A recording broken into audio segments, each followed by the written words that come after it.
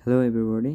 आजको भिडियोमा चाहिँ हामी फ्लटर कसरी चलाउने मोबाइलमा भनेर हेर्न गइरहेको छौँ। सबैभन्दा पहिला आफ्नो मोबाइलमा गएर flotlab.io मा जानुहोस्। त्यसपछि यो प्लस आइकनमा क्लिक गर्नुहोस् र स्ट्यान्डर्ड प्रोजेक्टमा क्लिक गर्नुहोस् र यहाँ आफ्नो प्रोजेक्टको नाम दिनुहोस् र टेम्प्लेट कुनै पनि चुज गर्दा हुन्छ। अहिलेलाई चाहिँ म हेलो वर्ल्ड टेम्प्लेट युज गरिरहेको छु र यसमा म नाम दिन्छु हेलो वर्ल्ड भनेर। त्यस पछाडि आफ्नो प्याकेज नेम दिनुहोस्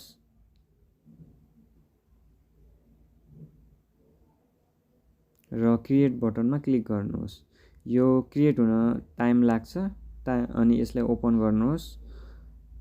मेरो नेट स्लो भएर होला, मेरोमा चाहिँ अलि ढिलै ओपन भएको थियो र यसमा गएर आफ्नो चेन्जेसहरू गर्नुहोस् कोडमा र माथि दिएको रन बटनमा दुईचोटि क्लिक गर्नुहोस्।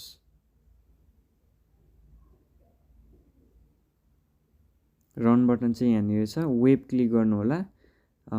अरू क्लिक गर्नुभयो भने चाहिँ तपाईँको एपीके नत्र त्यो आइएस को फाइल भन्छ, जसलाई चाहिँ तपाईँले म्यानुअली इन्स्टल गर्नुपर्ने हुन्छ। त्यो अहिले हामी हेर्छौँ र यो रन भइसके पछाडि यसरी आउँछ। यो चाहिँ तपाईँको कम्प्युटर लो स्पेक छ भने कम्प्युटरमा ब्राउजरबाट चलाउँदा पनि हुन्छ र कम्प्युटर छैन भने ल्यापटप छैन भने मोबाइलबाट सिक्नको लागि मात्रै चाहिँ यो युज गर्न एकदमै राम्रो हुनेछ। र यो हाम्रो इमुलेटर छ, यसलाई सो हाइड पनि गर्नु मिल्छ यो मोबाइलको आइकनमा क्लिक गरेर। त्यस पछाडि हामी यहाँ चेन्जेस गरेर यसलाई रन गरेर ट्राई गर्छौँ।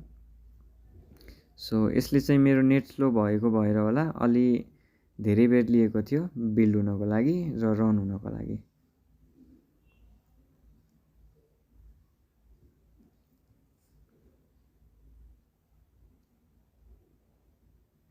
र यसमा चाहिँ हामीले एन्ड्रोइड लेखेर एन्ड्रोइडलाई चुज गरेर अनि रनमा क्लिक गर्यो भने चाहिँ यसले हामीलाई एपीके फाइल दिन्छ, जुन चाहिँ हामीले डाउनलोड गर्न पनि मिल्छ र डाउनलोड गरेर इन्स्टल गर्यो भने चाहिँ चल्छ। मैले एपीके चाहिँ आफ्नो मोबाइललाई सपोर्ट नगर्ने फर्मेटमा गराएछु, सो मेरोमा चाहिँ अहिले देखाउनु मिलेन।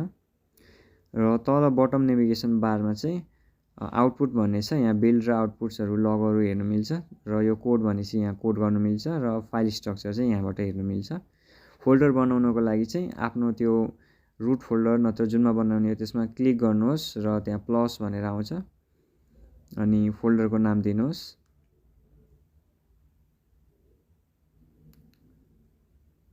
त्यस पछाडि हाम्रो फोल्डर पनि बन्छ।